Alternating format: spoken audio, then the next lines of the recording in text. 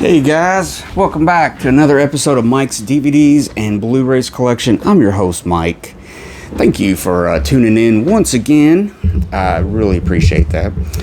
Today, guys, we're going to talk about the director Ty West. He's one of the newer directors out on the scene, making movies these days.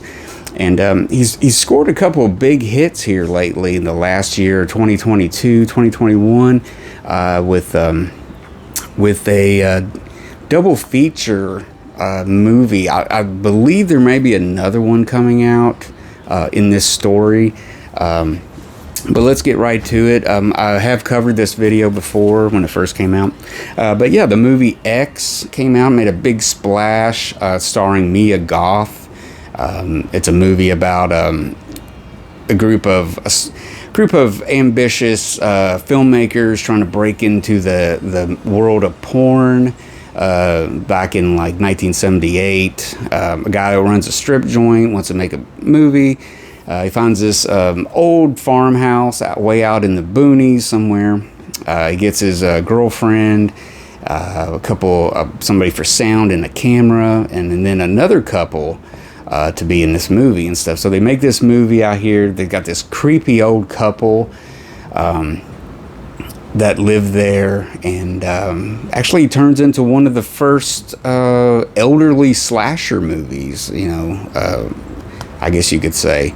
But this is kind of a story with a prequel, and I believe, I don't know if there's going to be another one or not. But anyways, X was a big hit and everything like that when it came out, which made way for a prequel. Now this story tells what happened in the beginning before all of that. I think he's going to put another one out with the middle part of the years. You got the X was the end part, when they're old. Pearl, which is the next movie I'm going to show, kind of shows them in the beginning. Kind of shows how Pearl got started, how she kind of went bonkers, and kind of explains more of who the elderly woman was in that movie that was the killer, the murderess in that movie. So it tells the story of Pearl. Obviously it's called Pearl. It's an origin story. So it kind of shows her wanting to, she's kind of lives in this small house. She's got a mom and a dad. I think the mom is kind of overbearing. And you start following it, and she seems kind of normal at first. And then you start realizing that she is not right. She's not right at all.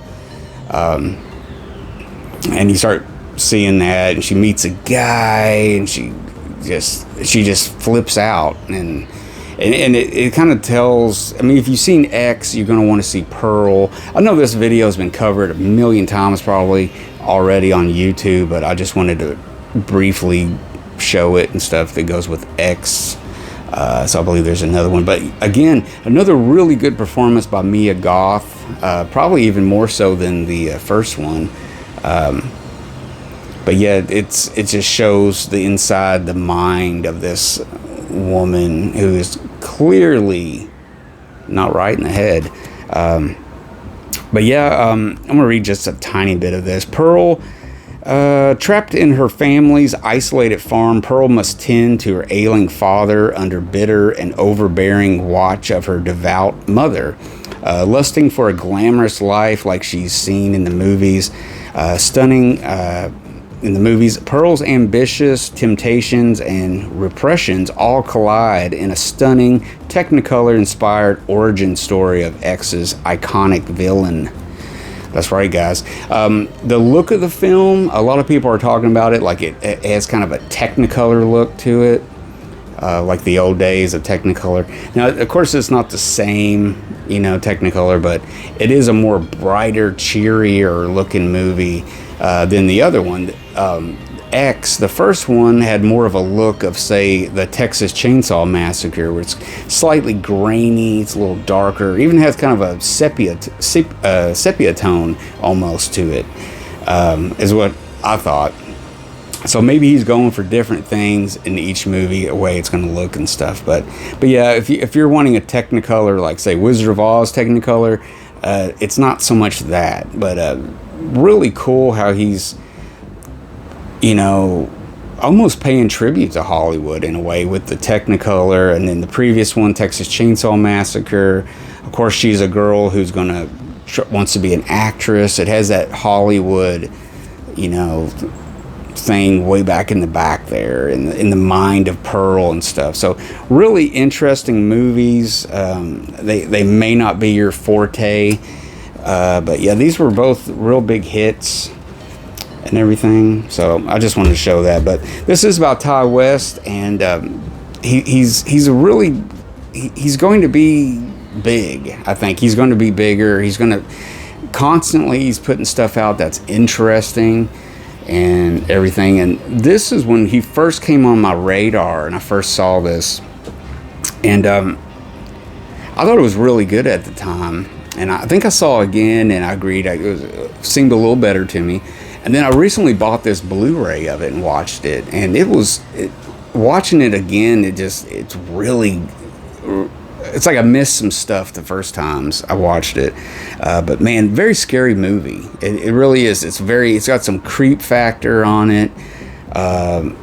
Really suspenseful, really well made. But the movie I'm talking about is The House of the Devil. And this is a story about this young college girl. She's a junior or sophomore in college. She roommates with a girl, you know, on campus, and she's like, she can't stand living there. It's just horrible. This girl's like, she's a slob, and she's always like has boyfriends over, and they're having sex, and it's all in one room. There's no walls. And so she's got to find a better place, you know. So she's wanting to get an apartment. She just needs to come up with a down payment. She sees an ad to be a babysitter, and she's like, okay, I'll try it, you know. She goes out there and meets this guy. From the get-go, he's a creep. He's just creepy. She almost backs out a couple of times, but he ends up offering her like $200, $300, something up there, almost enough money for her deposit. So she's like, okay, I'll do this. Her friend comes out there with her and hangs out for a little bit, and she's like, I'm gonna go home, you know, because she was just like, I get a bad feeling about this place and everything. So I'll just stop it right there, because after she leaves, everything seems to start getting creepier and creepier, and just takes off from that point. And it's really good. It's got some real chills in this movie. It's well made, and really good. It's well acted. The star of the movie is I think it's Jocelyn Donahue, and she does really good. There's a very small part for Dee Wallace from Cujo and everything. She plays the landlord. But there you go. The House of the Devil. I highly recommend that, guys. Next up, this was actually, man, I showed this a long time ago in one of my early episodes. This was widely celebrated too when it came out. This was, I believe this is a movie he made after House of the Devil.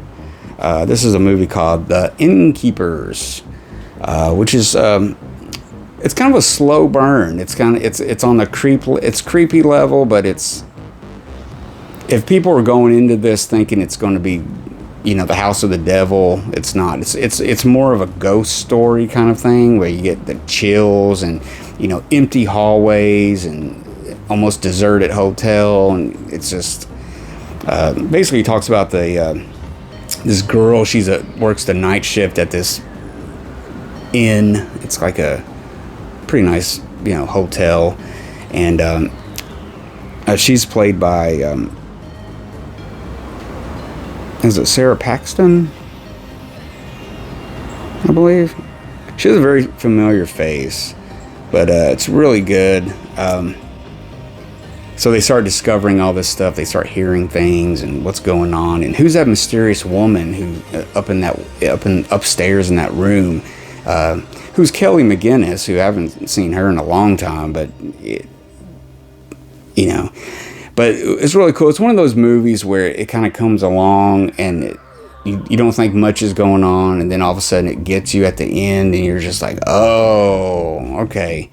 But I mean, I thought it was really good. It's well worth a look. I mean, it's got a lot going for it. I need to watch it again because I've only seen it twice, and I need to watch this again. But really enjoyable movie. Had a lot of good ratings at the time.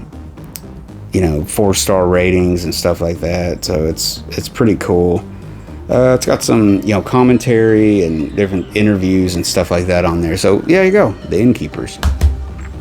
And finally, guys, this is a really good movie. Ty West made this. It's kind of got a big cast, or famous cast. And it's a Western. And I wasn't expecting this from Ty West, really. And I didn't know what to think about this movie. And I think I found this at, like, the dollar store, or was that a Dollar General or something? So I picked it up, had no idea what it's about. I didn't realize Ty West even directed it when I picked it up. I picked it up because of Ethan Hawke. The movie I'm talking about is In a Valley of Violence. And I really like this. I thought it was a really good, updated telling of, a Western tale that you almost could sense this could have been made in the 80s or the late, I don't know, maybe in the 80s or something. It has this feel to it. But it's really good. It's got Ethan Hawke and John Travolta in it. I'll read a little bit about it. Ethan Hawke stars as Paul, a lone drifter who wanders into the forgotten town of Denton, Texas, dubbed by locals as the Valley of Violence. There he picks a fight with the wrong man, Gilly, played by James Ranson, the troublemaking son of the town's unforgiving marshal, played by John Travolta. As tensions arise between Paul and Gilly, an inevitable act of violence starts, a disastrous chain reaction that quickly drags the whole town into a bloody crosshairs of revenge. Only the world-weary marshal struggles to stop the violent hysteria, but after a gruesome discovery about Paul's past, there's no stopping the escalation. So, really good. This was released through Universal. This is, I guess, had a bigger budget and stuff. A lot of his other movies have been lower budget movies, with Pearl and all that being A24 and Lionsgate. So he's moving up with the budgets and stuff. So yeah, this was a really good movie. What's somebody else on here I can mention? Yeah, I don't know, but you don't have to like westerns to enjoy this movie. You really don't. It's a great story. It's well acted. Ethan Hawke is really good in this. He really is, especially right from the get-go, the opening. He has this dog and stuff, and the dog is, if you watch him, he's very well trained in this, to the point of being cute at times, especially in the beginning of the movie. You can check it out and stuff. It's really cool. They have a great rapport with each other, the dog and him and everything. But anyways, Valley of Violence, In a Valley of Violence, really good movie. I highly recommend this one. And not just because it's a Western, guys. It's got a great story. But there you go, guys. There's Ty West for you. These are the movies I have by him so far. Like I said, he's a promising filmmaker. I mean, he's more than promising. I mean, he's an established filmmaker by this point. He's made a lot of good stuff.